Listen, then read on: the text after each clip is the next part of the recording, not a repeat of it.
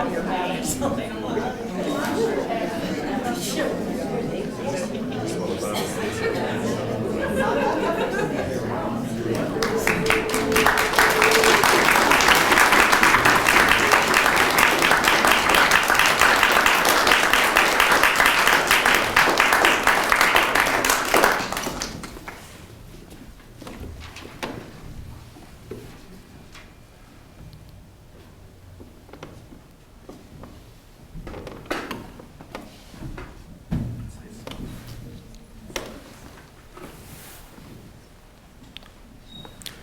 My dear children, young and old, this story is about Peter and his friends the bird, the duck, and the cat, and about Peter's grandfather, too.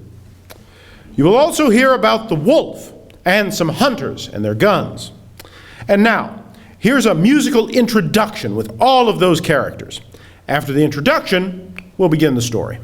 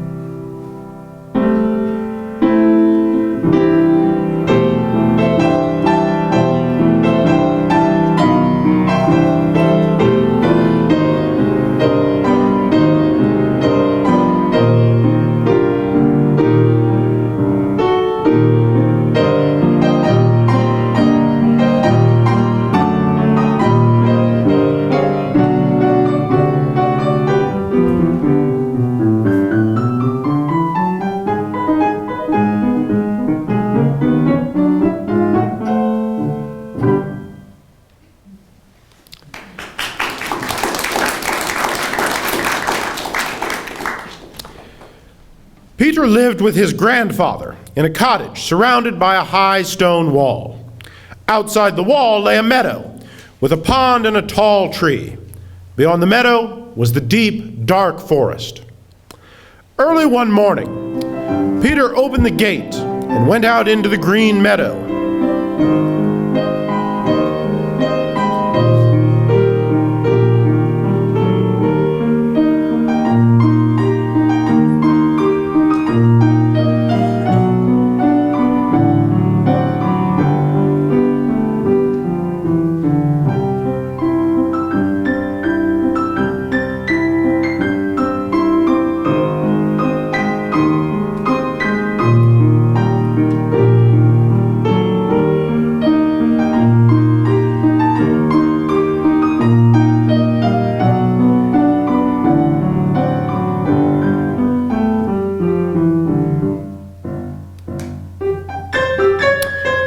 branch of a tall tree sat the little bird, Peter's special friend.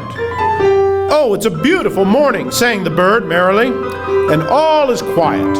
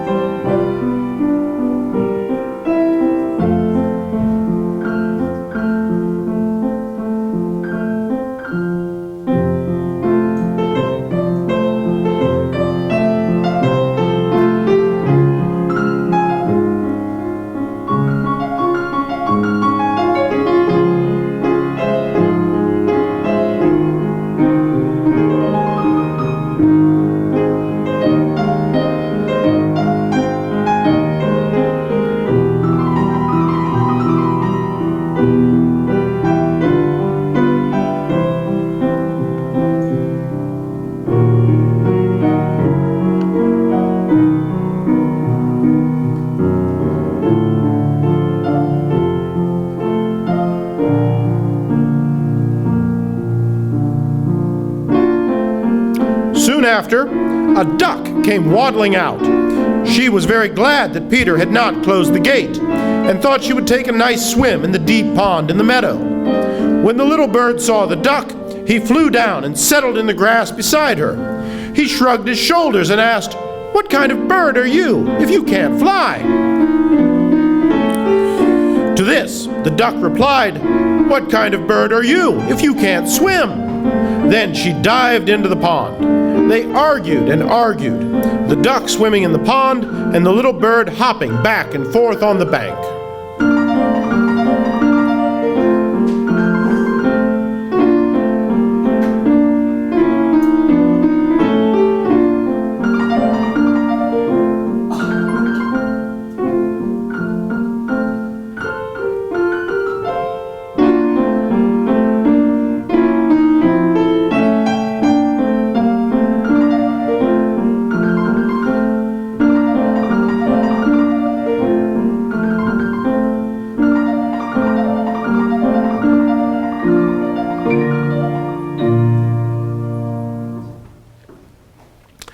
Suddenly, something caught Peter's eye.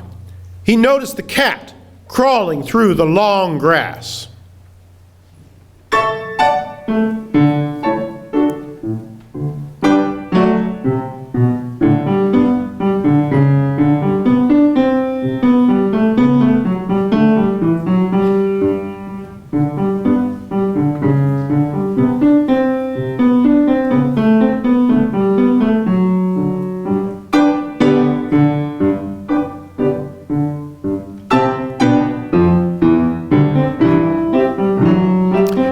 Said to herself, "The bird is busy arguing. I'll just grab him." Stealthily, she crept toward him on her velvet paws.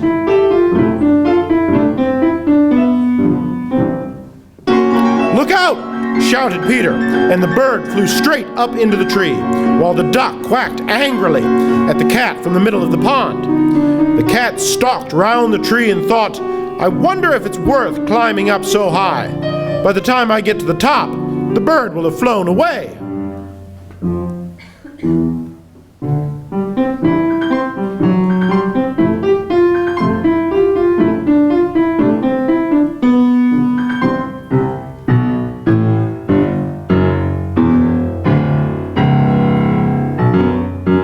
And now Peter's grandfather came out. He was angry because Peter had gone into the meadow. "The meadow is a dangerous place," he said. "What if a wolf should come out of the forest? What would you do then?"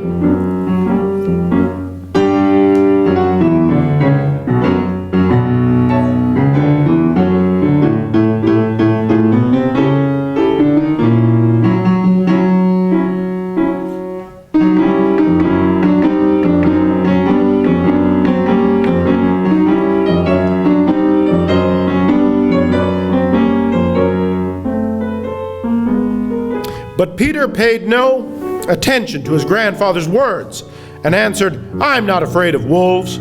So grandfather took Peter by the hand, led him home, and locked the gate.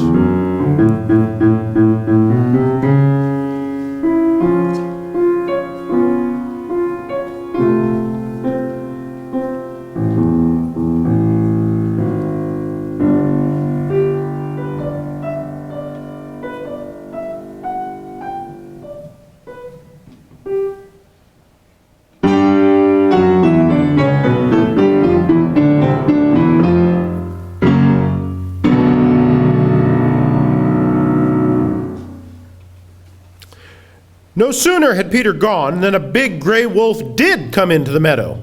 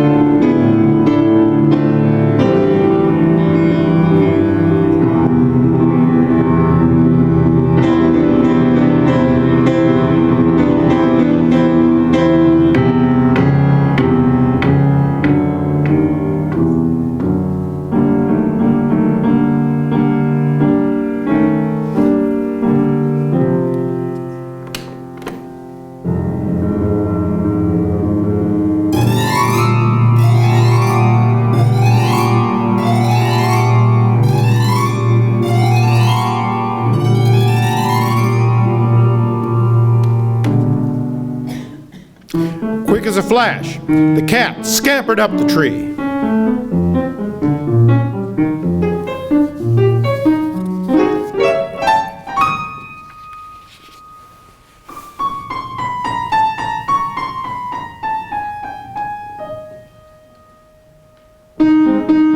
The duck quacked and, in her excitement, jumped out of the pond.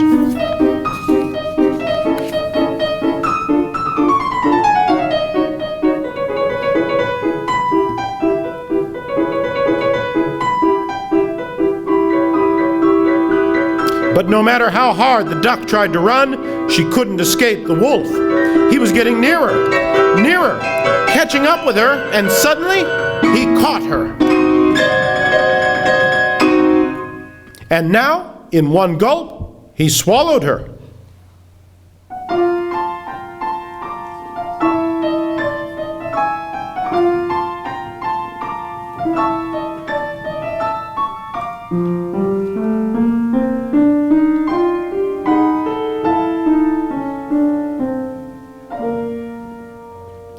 And now, this is how things stood.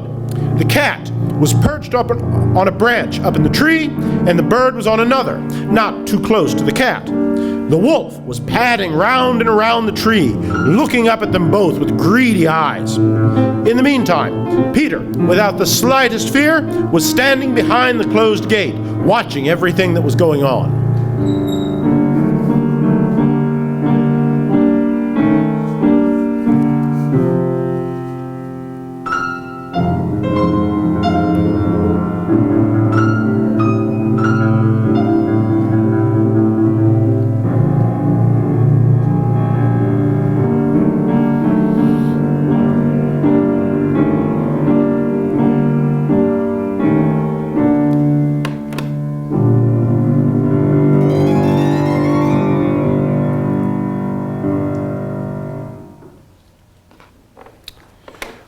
Peter ran home, got a strong rope, and climbed up on top of the high stone wall. One of the branches of the tree, around which the wolf was prowling, stretched out over the wall. Grabbing hold of the branch, Peter nimbly climbed over onto the tree.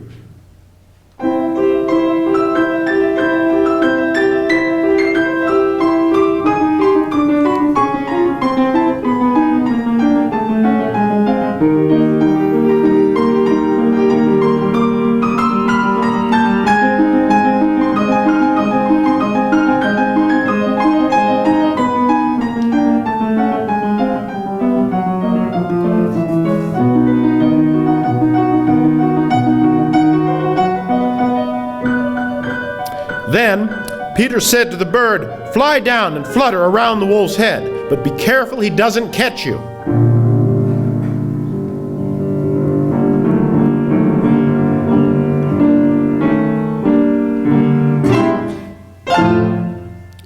And so, the bird almost brushed the wolf's head with his wings, while the angry wolf snapped at him from this side and that.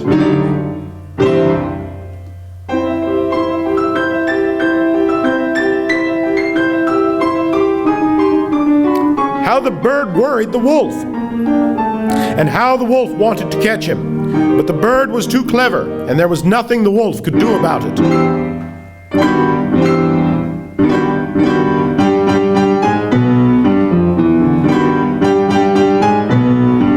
Meanwhile, Peter made a lasso of the rope and carefully let it down.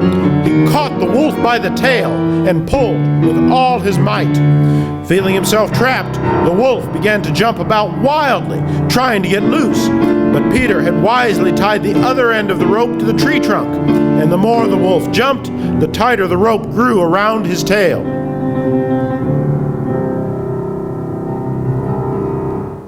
Just then, some hunters came out of the woods. They were following the wolf's trail and shooting as they came.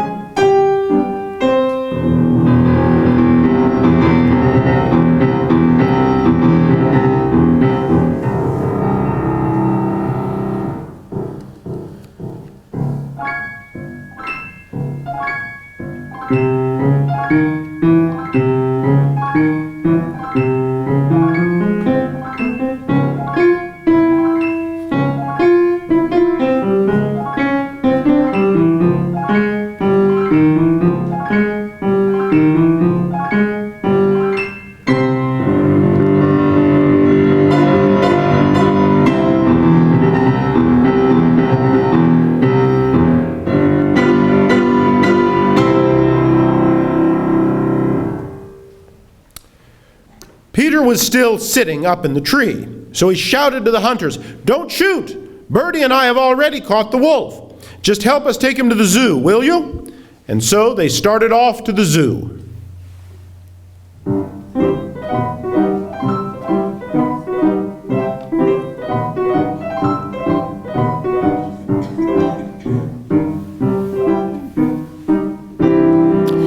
Just imagine the triumphant procession. Peter was at the head of the parade in front of everyone.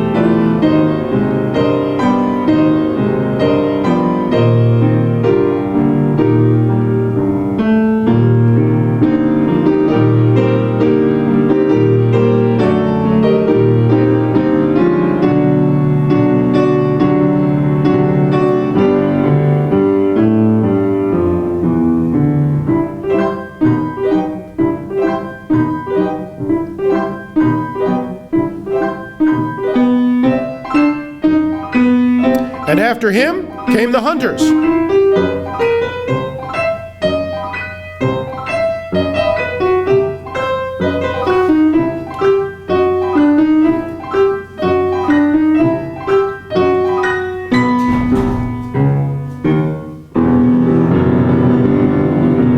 Leading the wolf.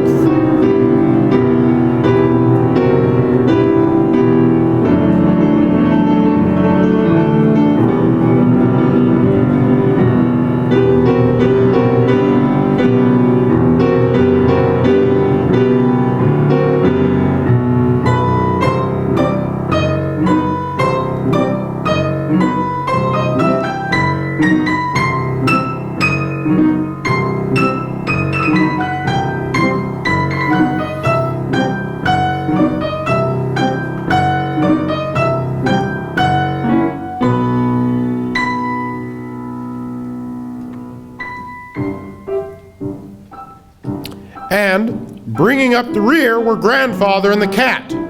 Grandfather shook his head discontentedly.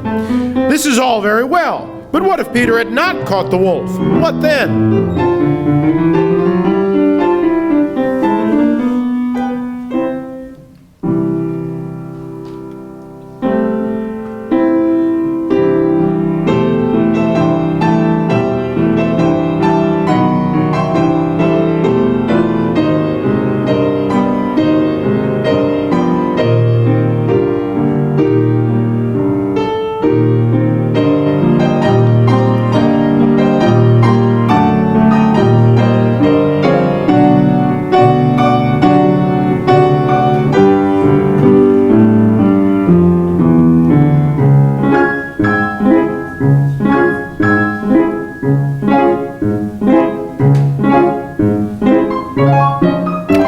Way up high above them flew the bird, chirping merrily. My, what a fine, brave pair we are, Peter and I. Look what we have caught.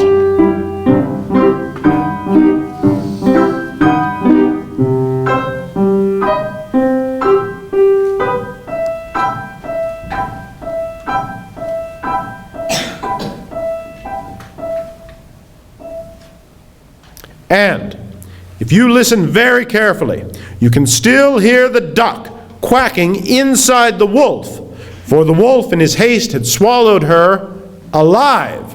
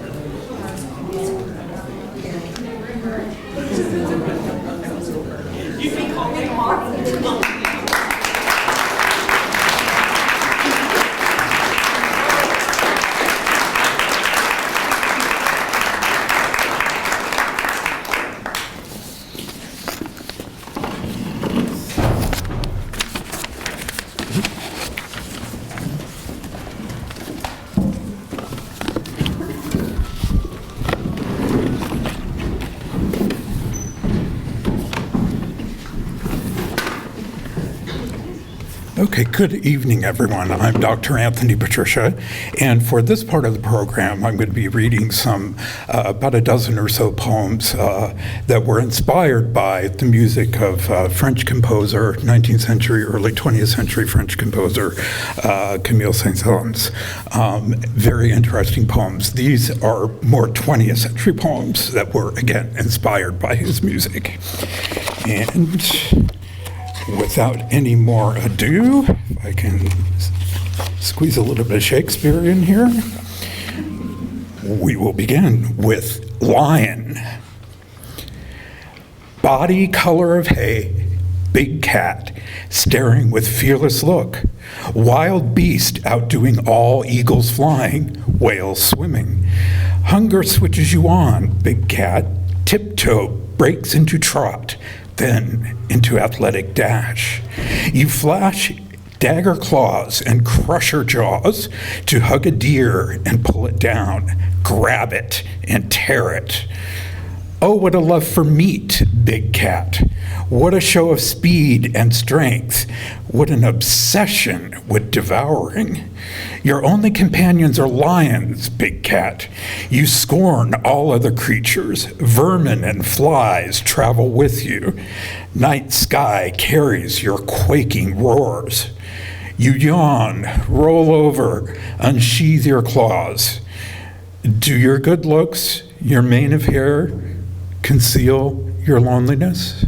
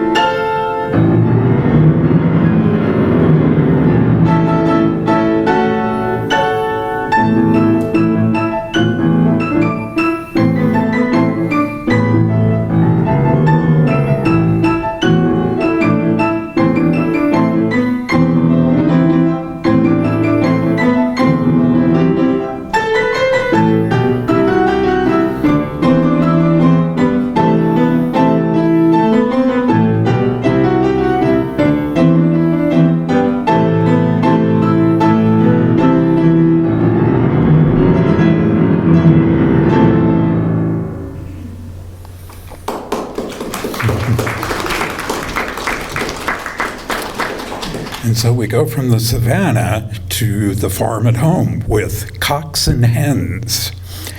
You will never ever get away, never ever get away from me, though you flee. So sang the cock or rooster.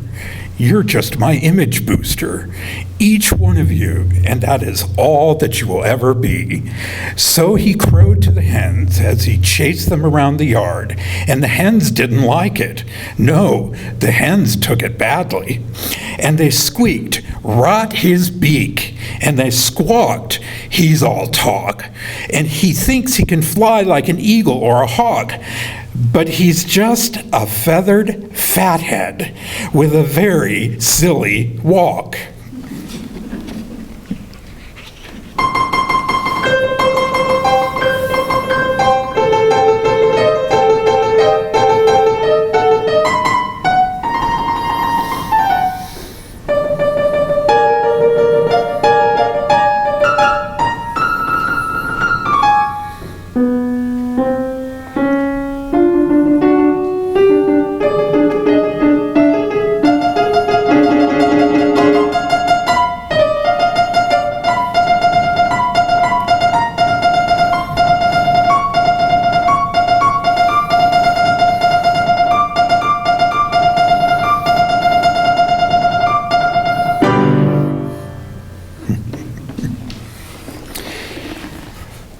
Horses of Tartary were the wild bunch, faster than the wind.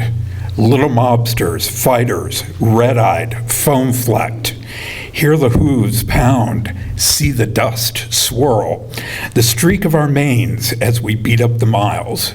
Smell the excitement, damp sweat of our skins. As we master our masters, we blow up a sandstorm. We thunder, we batter, we conquer the plains.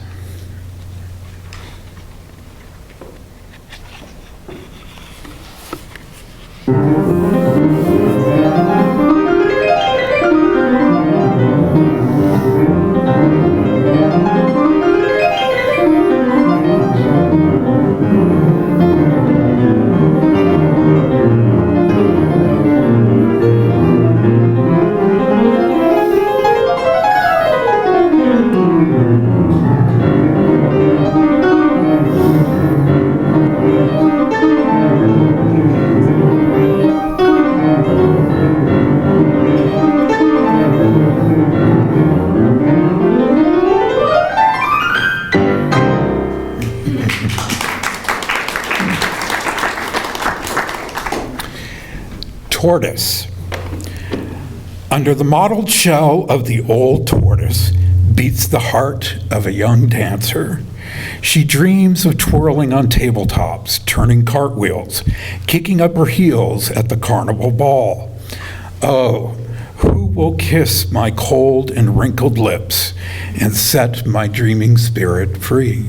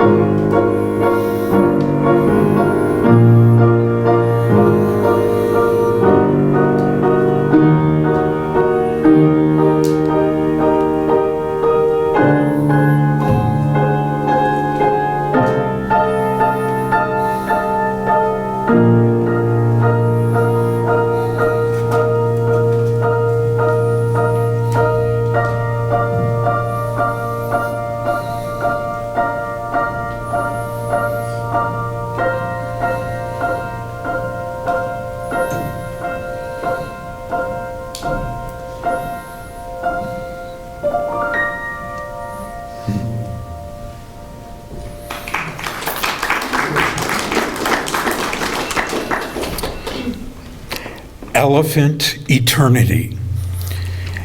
Elephants walking under juicy leaf trees, walking with their children under juicy leaf trees. Elephants, elephants, walking like time. Elephants bathing in the foam-floody river, fountaining their children in the mothery river. Elephants, elephants, bathing like happiness. Strong and gentle elephants standing on the earth, strong and gentle elephants like peace. Time is walking under elephant trees. Happiness is bathing in the elephant river. Strong, gentle peace is shining all over the elephant earth.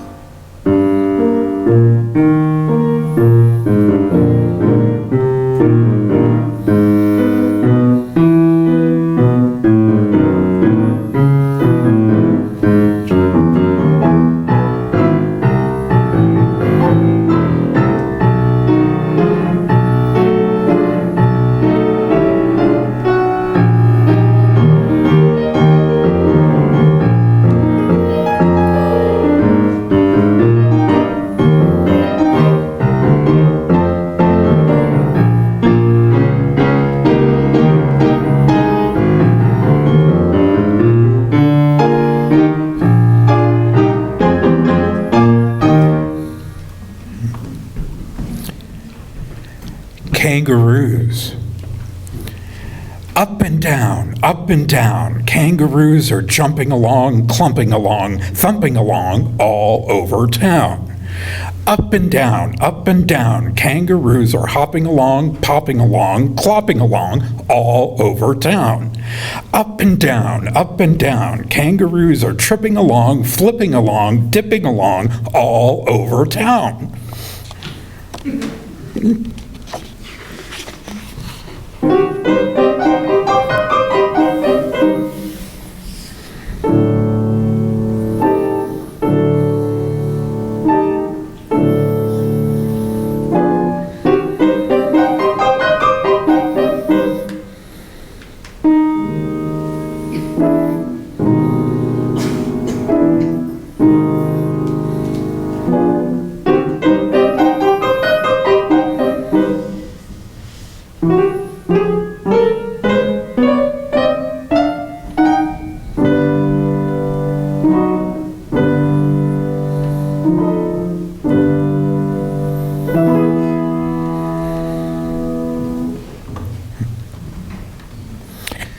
Aquarium.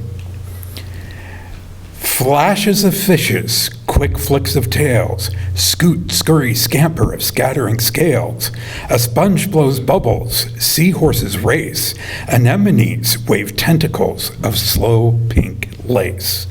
A whale of a sailfish unfolds a fin, fans a whiskery walrus with a double chin. A shovelhead shark grins, his mouth underneath like a cave full of stalactites, steel knife teeth. The ocean brims over with creatures, it seems, that swim past my eyes like remembered dreams. From behind glass, a couple of curious squids stare out at me. What's that odd thing? A kid?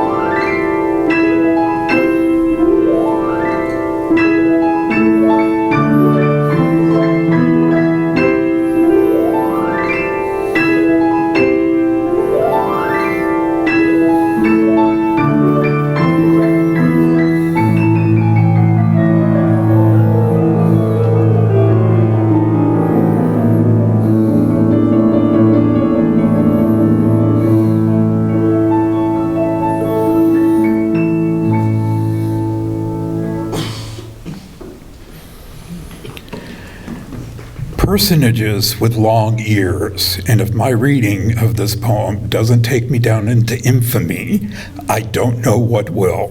Right? They wear large shoes and thick gray coats and occupy the ends of rows. They sagely nod and thus present the air of one who knows.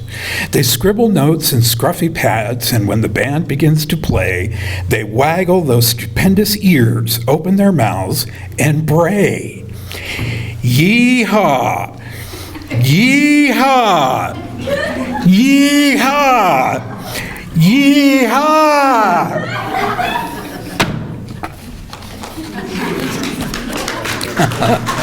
Thank you. Yes, you don't need to play for that one. No, I can't.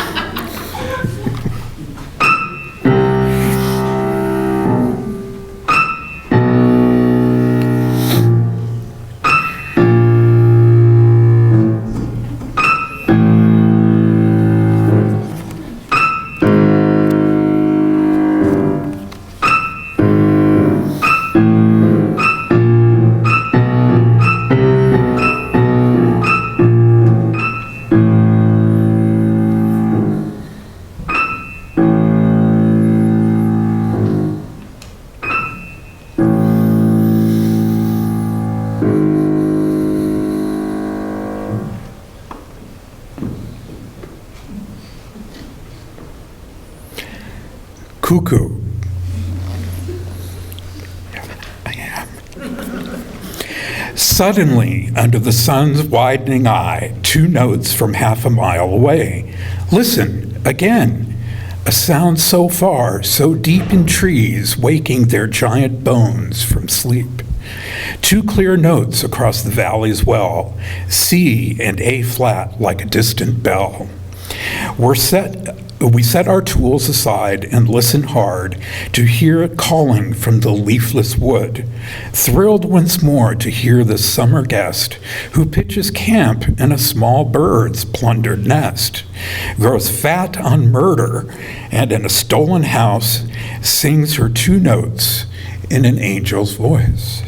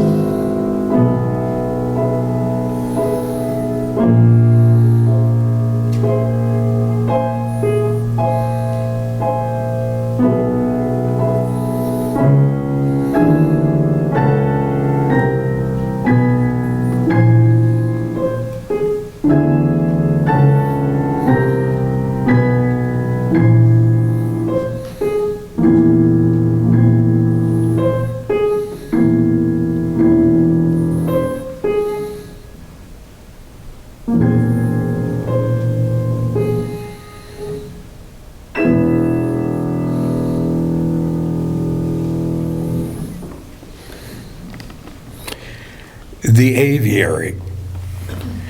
The signal comes, and all at once the birds begin their aerial dance. Swifts and swallows, tits, peafowls, mews and curlews, pipits, owls, starlings, sparrows, whippoorwills, merles, and orioles, and razorbills. Birds of every size and hue skim swift as thought toward the blue. They stop as one, turn and swoop, earthward float and loop the loop, then spiral heavenward again to form a feathered daisy chain. Below, the ostrich and her chicks follow the gyring acrobatics, drum counterpoint to the dulcet fluting, till like a host of parachuting painted balls, they drop to perch on walls, on branch of ash and birch.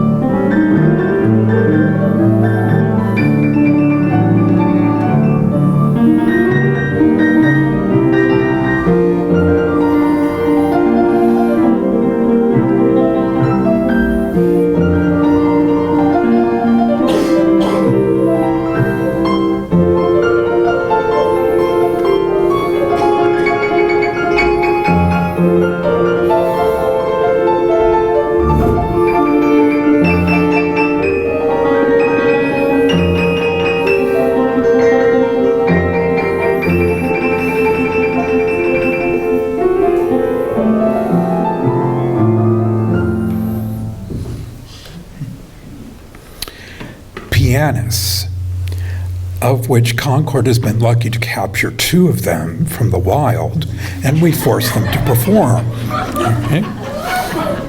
Again, pianists.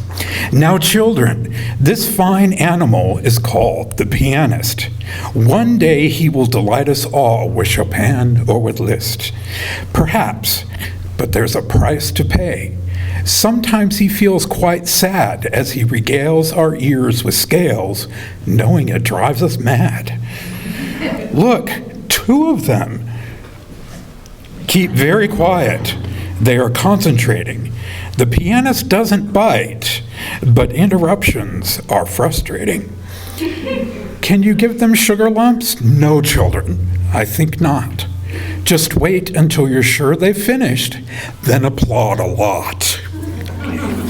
They'll bow and smile and bow, and if you shout encore, we'll have to stay a little longer while I play some more.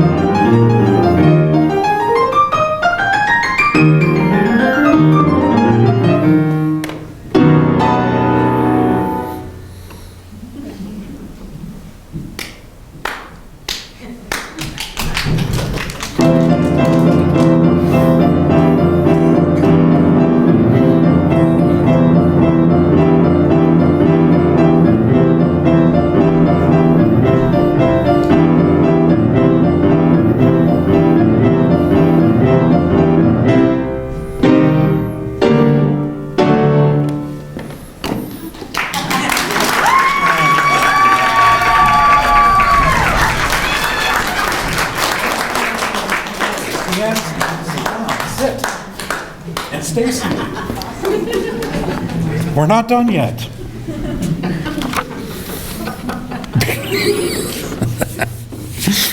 And the next poem is Fossils. Dinosaur egg, we'll hatch you yet. Say please, beg. Jurassic Park, watch their jaws shine in the dark. Iguanodon, shambles erect in the London dawn. Triceratops, rattles his bones until he drops. Tyrannosaurus, Rex is all his chorus. Where shall we find you, animals all? You'll hear us roaring at the carnival.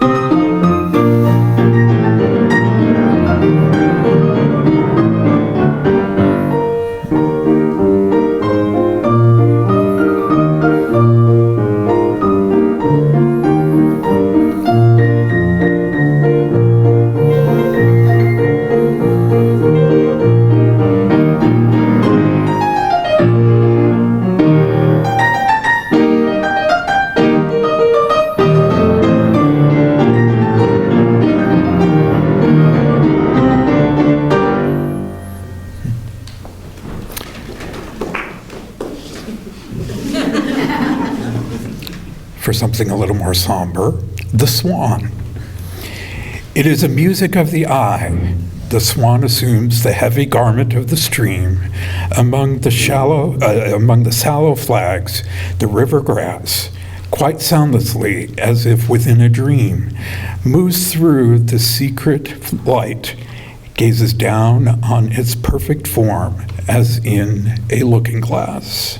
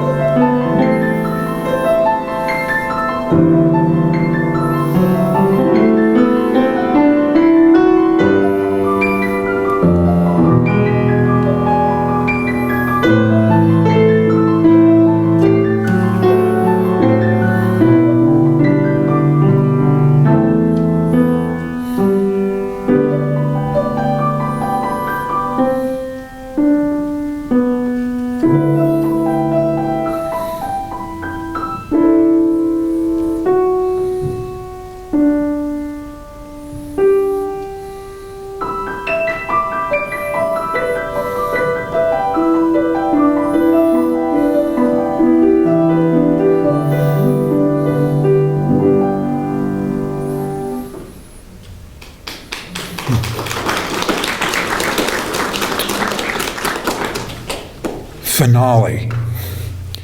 Now they all perform together, fin and bone and fur and feather, all in one glorious cavalcade, the final carnival parade.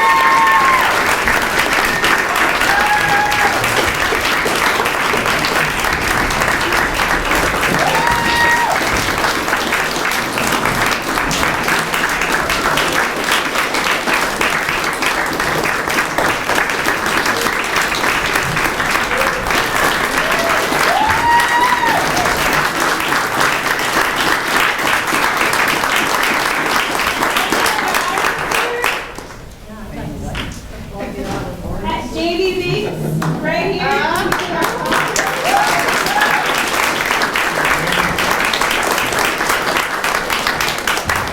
The other artists could be here, is that right? Yeah, they weren't able to be here, but there's an art display outside, there are refreshments outside. Thank you all so much for coming this evening. It was really fun. It was. Thank you.